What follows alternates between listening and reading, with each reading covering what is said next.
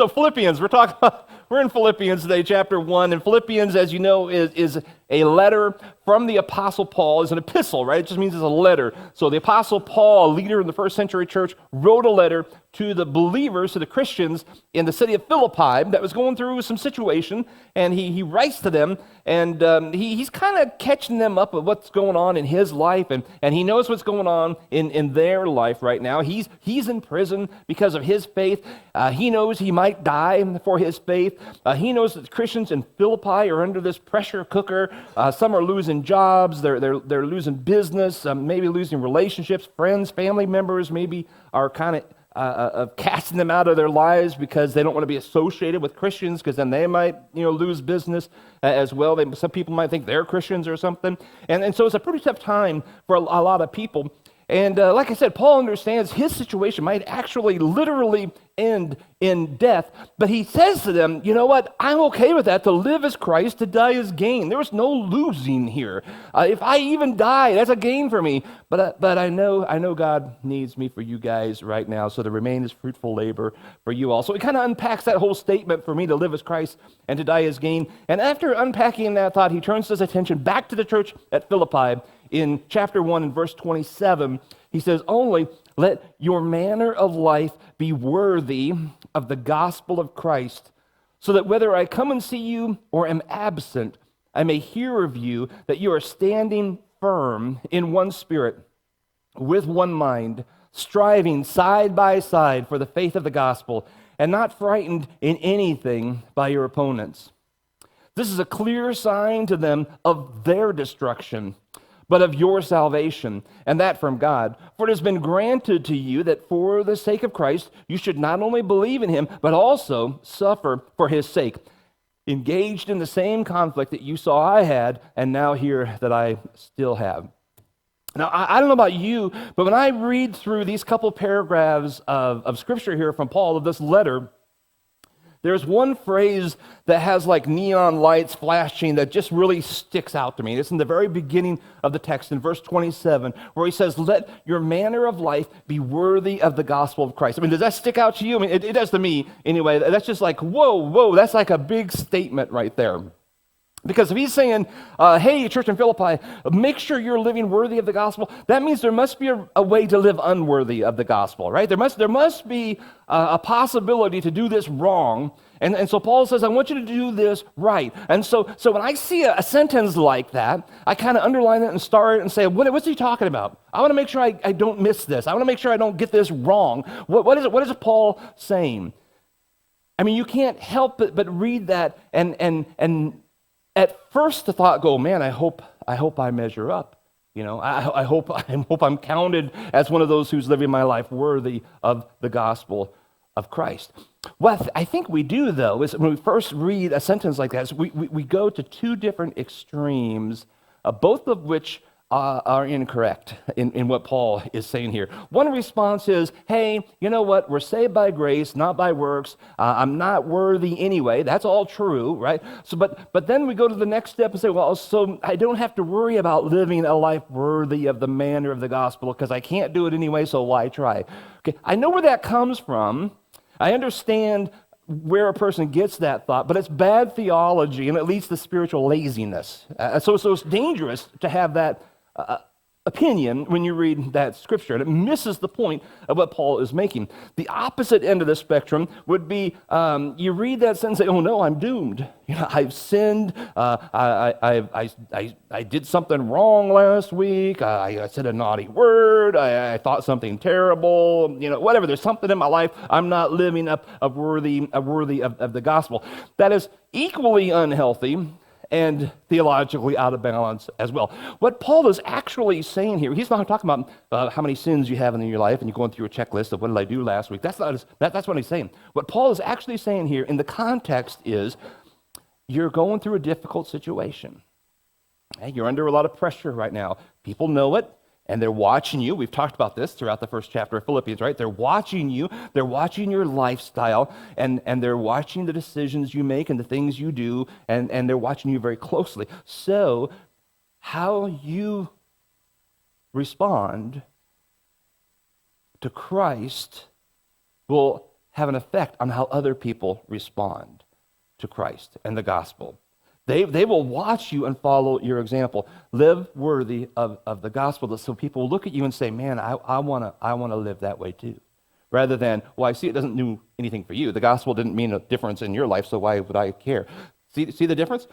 Paul is saying, so I want you to live a life that's worthy, to live your life in a manner that's worthy of the gospel. And then he actually gives us very specifically a couple things that he's talking about, what he means by this in this text. Living worthy involves two things, and the first thing is walking in unity with your church family. This might not have been the first thing you thought of when you read that verse, or when you saw that sentence. He's talking about walking in unity with your church family. Verse 27, standing firm in one spirit, with one mind, striving side by side for the faith of the gospel. I love those images that Paul is giving to the church, to us. That one spirit, one mind, striving side by side. We're in this together. He's been kind of saying that throughout the whole chapter here, chapter 1 of Philippians. We're in this together. Yeah, we're in one mind, we're one spirit, we're striving together, we're partnering together through this thing. Living a life that is worthy of the gospel is all about us living in community together in our faith. With your church family. One mind, one spirit, striving together. Now, this should go without saying, but it has to be said, because even as I was thinking about it this week, it kind of was maybe in the back of my mind, but not the forefront. And then yesterday I thought, boy, I got to make sure I include this in what we're talking about here. To be one spirit, one mind, striving together in the faith means we got to know each other, right? We got to live in community, right? This is about community. I mean, it's not just saying, hey, act great. It's saying you engage in the community of your church. So someone did a bunch of research and concluded that in the modern era in America, the active church member attends church 1.2 times a month, right? Think about that. I don't know what the 0.2 is, but that's 1.2 times per month is considered active. I don't know what inactive is, There was a day, like not that long ago, when people had church on Sunday morning and Sunday night and Wednesday night and stuff in between, and it was like the whole community of your lifestyle centered around the church, and people were one in mind and one in spirit and striving in their faith together. I don't know how 1.2 times a month allows you to connect to someone at a level where you can say, I'm one in mind with you. I'm one in spirit with you. We're striving this, we're going through this walk step by step together. The church has become an activity that you do rather than a family that you gather with. That's a transition that's happened in the last couple of decades in a lot of churches in America. It's an activity you do. It's something you check off. It's rather than a family that you gather with. We throw around phrases like, well, you don't have to go to church to be a Christian. And technically that's true. However, I don't know if you don't go to church how you can be worthy of the gospel of Christ according to what Paul is saying here. If you're not one in mind with any group of community of believers, if you're not one in spirit with them, if you're not striving step by step with some family of believers, how in the world are you living in a manner that is worthy of the gospel according to what Paul is saying here? We're missing a huge chunk of what the Christian family is all about, what the Christian experience is. What we do is we have put church attendance on a list of to-do things. It's an activity now rather than a family, and we put it in the pile of things that we're going to do on the weekend, because the weekend's coming and you only have Monday or Saturday and Sunday, and so I got all these things I need to do. I need to rake and mow and rake leaves and paint or whatever it is, all the stuff you're going to do, and church, and church gets a little lower and lower, just kind of a slow, gradual thing, just kind of gets lower on the list, and pretty soon, active is 1.2 times a month.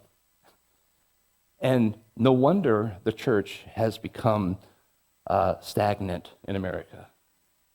No wonder we have become somewhat ineffective in reaching this generation for Christ. So we think if we just have fog machines and fun lights, that's going to... No, how about if we become one in mind, one in spirit, and strive step by step in the faith? How about if we link arms as a family and say, we're in this together, we're in a community, and we're out to change the world? That's what makes a difference. Is it even possible to be one in mind with someone you don't know? With someone you don't have conversations with someone that you maybe see as part of a crowd, but you haven't actually engaged with in any type of personal way? Is it even possible to be striving step by step in your faith with someone you don't hang out with? I don't know how it is. That you don't even know on a personal level at all. See, the gospel is not about a bunch of saved loners out on islands doing their own thing, never bothering anybody else or being bothered by anyone. That's not what the gospel is. The gospel is about creating a community of believers who love each other and serve each other and will link arms together and do life together and build each other up in the faith. It's no wonder that since the very early days of the church, for 2,000 years, that one of the favorite targets that Satan has in destroying the church is dividing us and causing loneliness and causing a separation from one another and isolating us from one another. Because he knows once we become isolated, once we separate from the group, that we become completely ineffective as believers. And so he does anything he can to make us feel alone, make us feel powerless, make us feel vulnerable. Oh, I don't measure up with those people. I'm not like them. They don't like me. You know, all these thoughts, these little lies come in your head, and he separates us and isolates us rather than putting us together as one, in one spirit, one mind, striving together. He's a master at it. He's been doing this for years. Just read through Acts and the rest of the epistles, and you see it over and over again, egos that rise up against one another. He just does that. He does that. And as the church divides and becomes distracted over our personal issues or our egos or whatever it is, suddenly this gospel that we carry, that Paul says in Romans, has the power to save lives. It's the Greek word dunamis, and it means where we get the word dynamite, this explosive power of the gospel message that can save this person farthest away from God and radically change their life. This gospel that changes the world suddenly becomes powerless and stops advancing because the church is doing nothing with it. Because the church is filled with people who started living their lives in a manner that is unworthy of the gospel. And we're no longer a community. We're no longer a family. We're just a bunch of individuals who are checking off something on the list for the day. We've lost community in our church in many ways in America. And with that, we've lost the gospel, the effectiveness of it.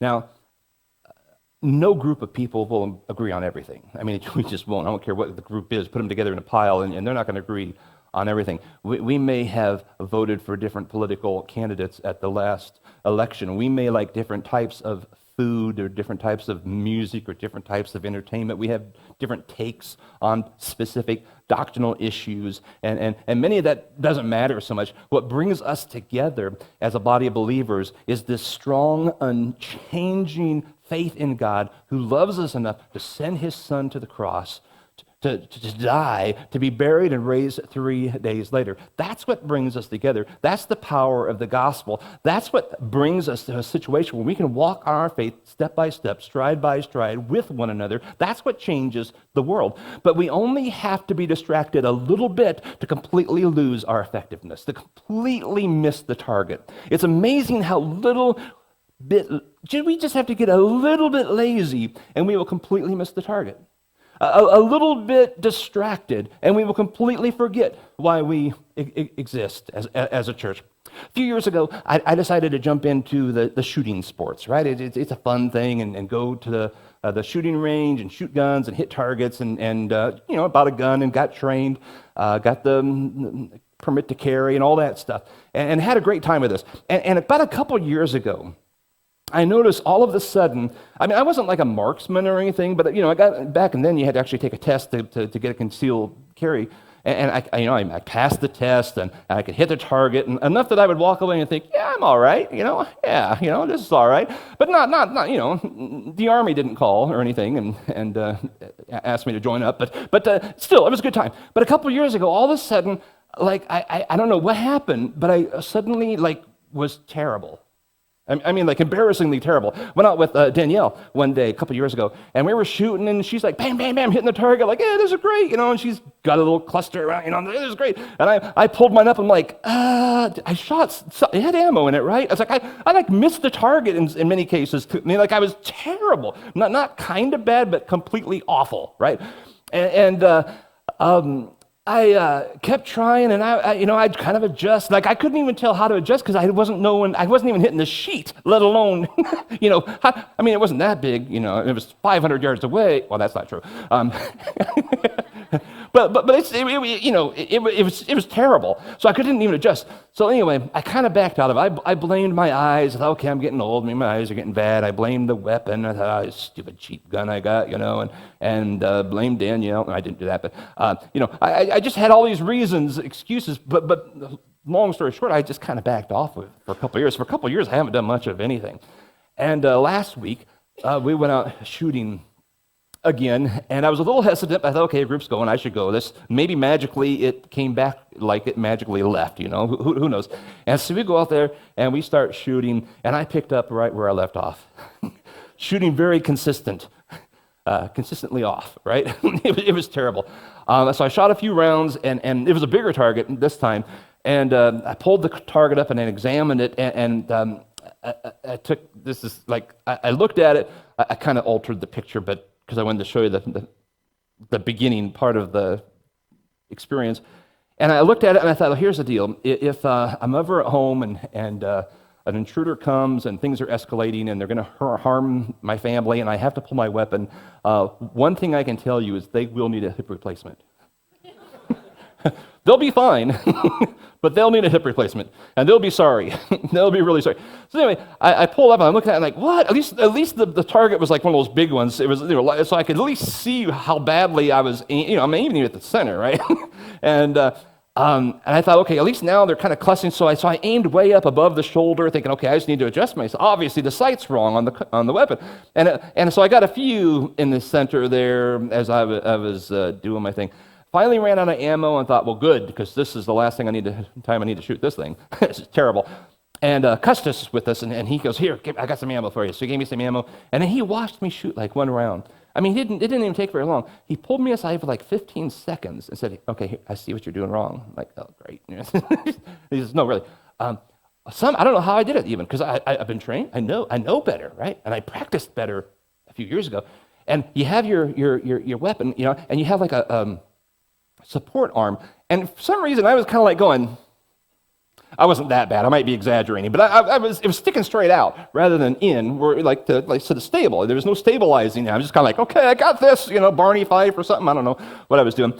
And secondly, I was just kind of pulling the trigger, and he's like, you just need to relax a little bit, just pull it smoothly. I'm like, okay. I mean, we're talking to the average person, not even a noticeable change, other than the arm was changed. But then I changed the trigger, gave me some ammo, and I did a couple more rounds, and then I did this.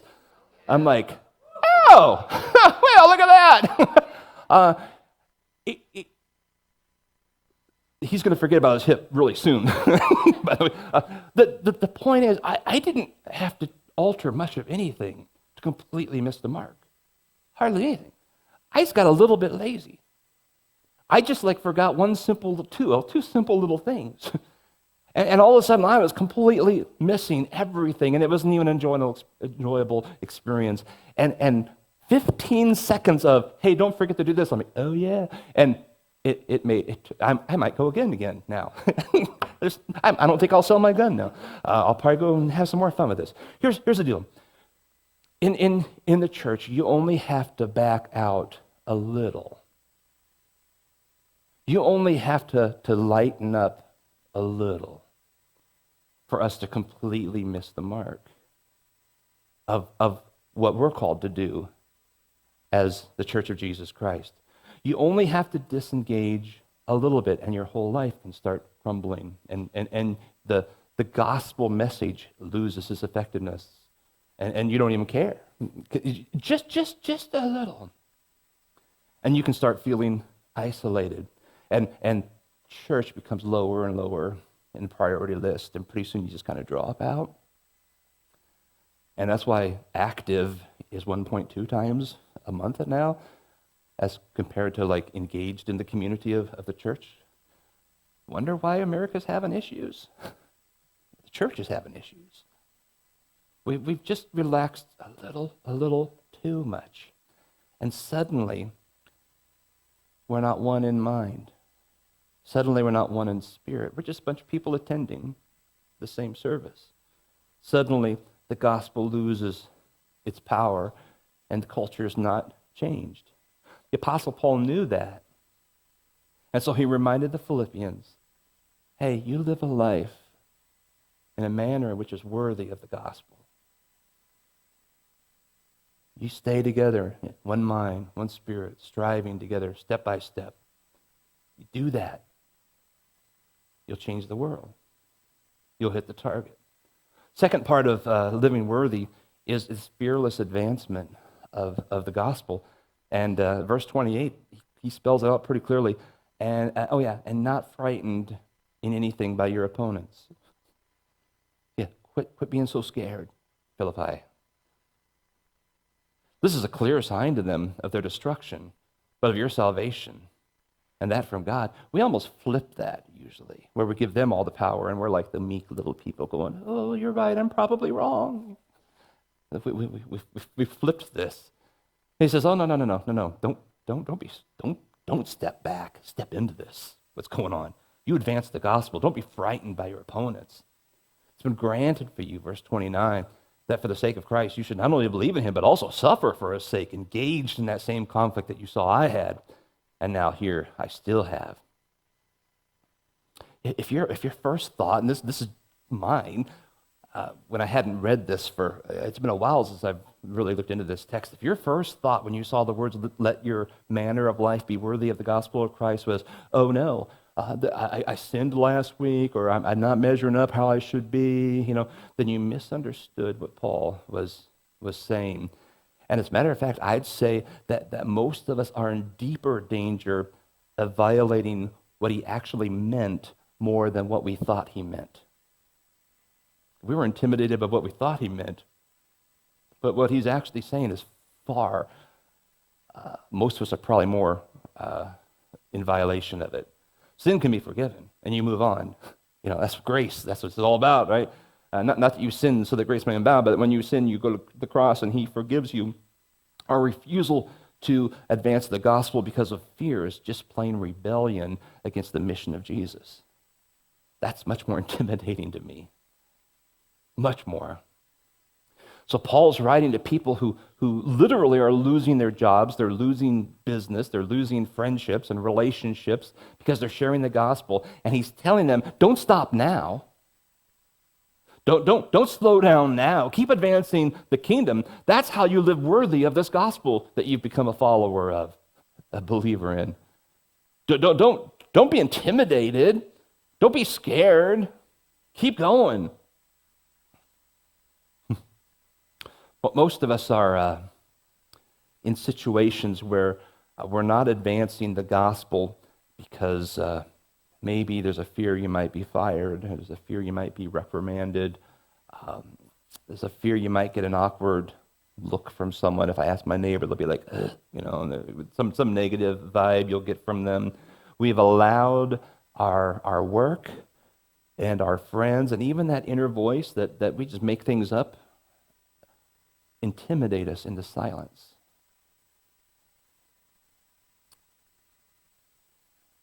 Which is exactly what Paul's talking about here. Paul saw that in Philippi. And so he said, hey, don't be frightened. I've read the end of the book. Actually, he hadn't because it hadn't been written yet, but I know the end of the book. We win, folks. We win. I mean, the people you're intimidated are going to a horrific end. that we don't want them to go to. Of course, they're going to intimidate you because it's unnatural and all. You went through the whole thing, become the follower yourself, That's not a reason to stop. That's not a reason to be intimidated. That's not a reason to back down. We have the story of the ages given to us from the God of the universe about his own son who died on the cross and rose from the dead. It has the power to save lives, the power to transform an entire society. Why would we be intimidated? But most of us are not in the habit of inviting people to church or to Jesus because we're plain too uncomfortable. We don't want to look like a Jesus freak. We don't want to push anybody too far. We're afraid there'll be a risk of losing whatever it is we think we're going to lose, which by very definition, according to Paul, is living a life unworthy of the gospel of Christ. This has more bite for me than what I originally think when I read the verse. Last week, Al Searhall, who spoke here a few weeks ago from the stateside Zimbabwe, Hippo Valley Christian Mission guy that a lot of us support the kids. We have pictures of him out there in the entryway. We're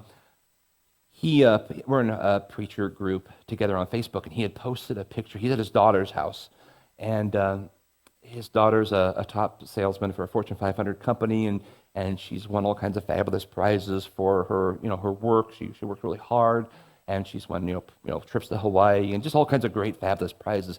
And there's some contest going on now. There's a trip coming up, and he took a picture. He's sitting at her desk and took a picture of her computer screen, and posted it on our Facebook group. And what have you done to win the trip today?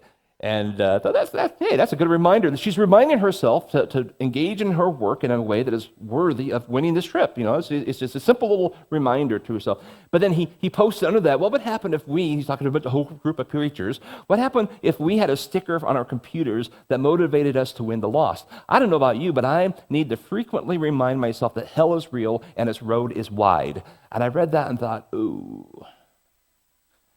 Yeah, because I don't always engage in that battle. There's lots of other things. I'm doing all kinds of things all day long, every day. But sometimes I forget. And so I took a picture. I put on the top of my screen, what does it say? What have you done to win the loss today? And put that picture in his comments section of the group and said, yeah. I agree. You inspired me, I said. I need to be reminded constantly that we live in a community, the Des Moines area, where there's hundreds of thousands of people in this Des Moines area, hundreds of thousands of which are not going to go to heaven, which means their end will be destruction and hell and horrific. We have a lot of people in churches today, but there's hundreds of thousands who are not. And I don't know that we can rest with that. I don't know that we can leave today and say, oh, great church service, the band sounded wonderful, let's have some turkey. when there are people all around us, people we work with, people we live near, people in our families, who they're not going to heaven. And we have the message, the only way to change that, we have that message. We have that gospel story. And sometimes we just need to be reminded. I will not be intimidated. I will not be in fear. I know the end of the story. I know how it goes. And I may make some people mad at me, and I might lose some friends. I might even lose a job or two, but whatever. If I can populate heaven with more people, it's worth every bit of it. It's worth all of it. I know the horrific price that people will pay for not following Jesus. So may you and I go out this week and live in a manner that we are worthy of that gospel of Jesus Christ.